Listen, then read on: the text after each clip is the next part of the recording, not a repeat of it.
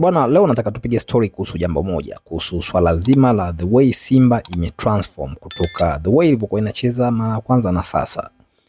Ukiangalia Simba ina improvements kubwa sana kutoka miezi miwili iliyopita mpaka sasa.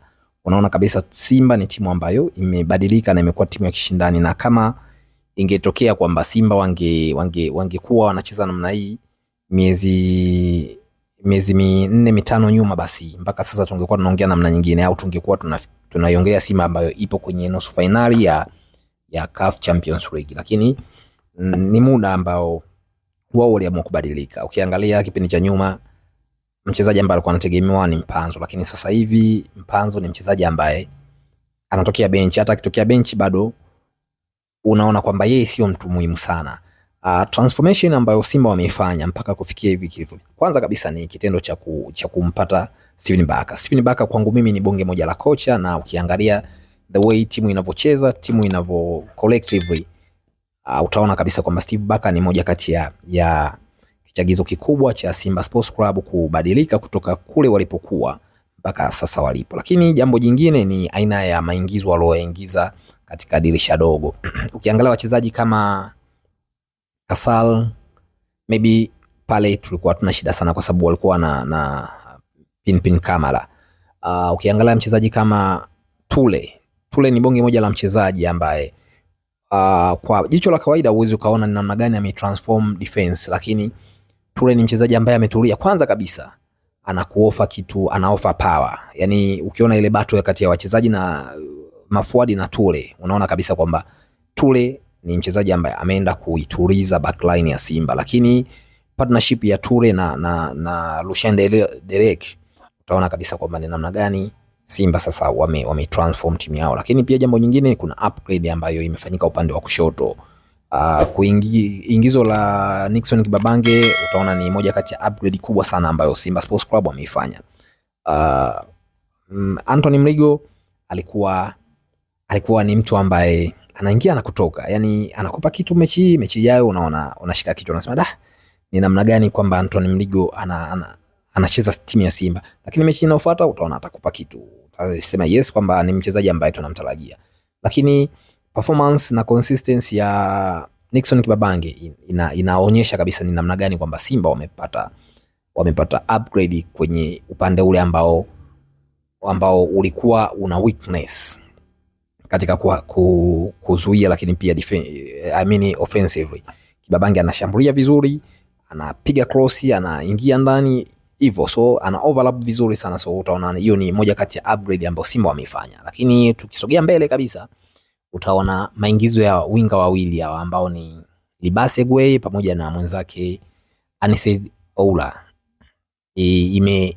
Imeongeza kitu kikubwa sana katika timu ya Simba. Yani uwepo wa wachezaji ambao ni threat wawili katika flanks zote mbili, hiyo ni moja kati ya kitu ambacho klabu ya Simba Sports Club imefanya jambo kubwa sana, na kuwa na threats wingers wawili wakati mmoja.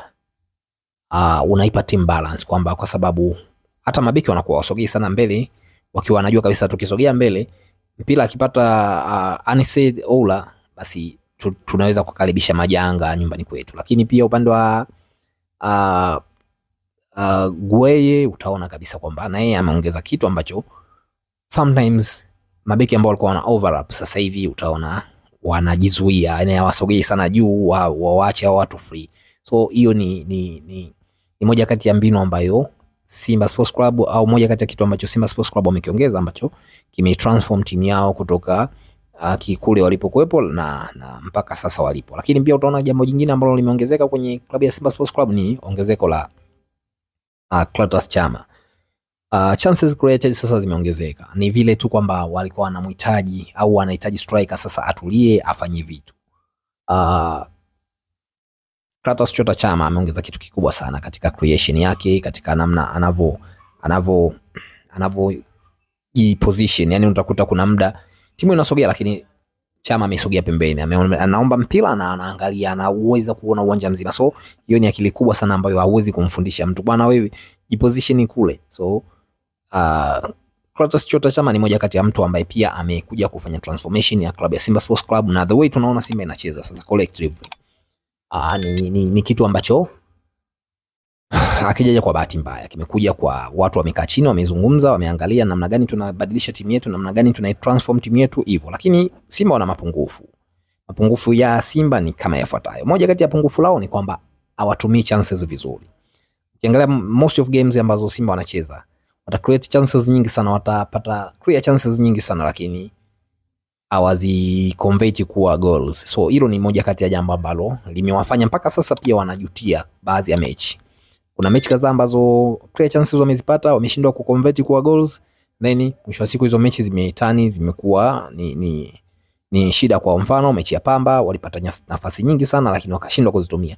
Pia mechi nyingine ni mechi ambayo iliwanyima wao Simba Sports Club kwenda hatua inayofuata ya klabu bingwa, mechi ya Esperance de Tunis. Utaona ile mechi Simba walitengeneza chances nyingi sana, wakatumia chances mbili tu wakafanya zikawa goli, lakini baadaye watu wamepata chance mbili wamezi convert zimekuwa goli. So unaona ile mechi ndio mechi ambayo iliwanyima Simba Sports Club kwenda hatua inayofuata.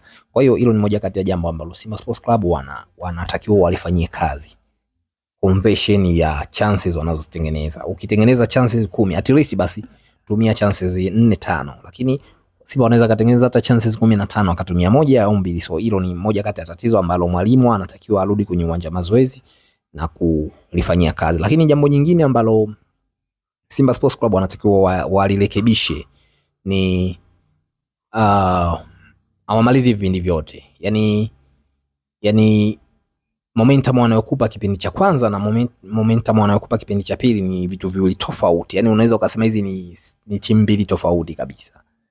Simba inacheza kipindi cha kwanza na Simba inacheza kipindi cha pili ni quite different. At least sasa hivi kidogo unaona wanajitahidi, wanaweza ku maintain, lakini kama wanapata timu ambayo inasukumiza pressure kwa nguvu, Simba hawezi kuvumilia. Yani wanaweza wanaongoza goli 2-3, lakini kipindi cha pili wanakata moto kabisa. So hilo ni moja kati ya jambo ambalo kocha anabidi arudi kwenye uwanja mazoezi. Kama ni kocha wa fitness, basi aongezee wachezaji fitness ili basi ikitokea wanapata timu ambayo inaweza kusukuma mashambulizi muda wote, wasipoteane.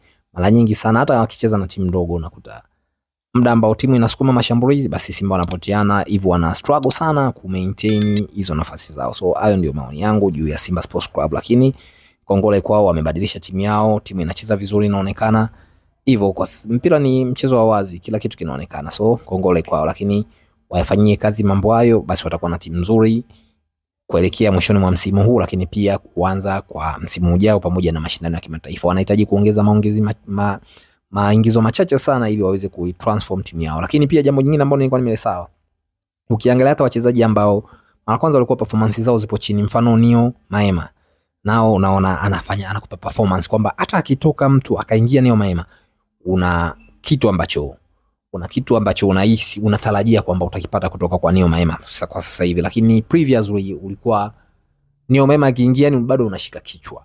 Lakini pia wana mtu mwingine ambaye nimemsahau, alikuwa ni Ino Loemba. Ino Loemba ni moja kati ya silaha kubwa sana ambazo zitawasaidia Simba. So Simba waendelee kujenga timu yao around these players, lakini waongeze wachezaji wachache ambao Simba ya msimu ujao tutaona moja kati ya Simba bora zaidi kuwahi kutokea hapa. So hayo ndio maoni yangu.